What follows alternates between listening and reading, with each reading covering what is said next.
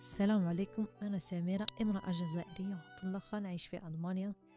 جيت للغربة باش نبدأ حياة جديدة. 5 سنين عشت فيها تجارب صعبة، حب، خيانة، صدمات، كل شيء خلى قلبي مكبوت بالكلام والمشاعر. كنت نحبه بصمت، كنت كل يوم نشوفه ما نقدرش نهضر، كلمات كانت محبوسة، مشاعر ما نقدرش نشاركها. كل ليلة كنت نتمنى يكون يفهمني بلا ما نحتاج نهضر. الغربة علمتني الصبر، علمتني نقول قلبي الحب اللي مكبوت يوجع، لكنه يعلمك تكون أقوى. تعلمت أنه مش كل اللي تحبهم يستاهلوا قلبك. بصمت نحمي قلبي ونختار بالعقل قبل ما نحب.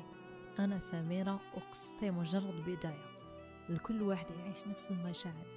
تابعوني باش تعرفوا حكايتي وكيف نواجه الحب والحياة في الغربة.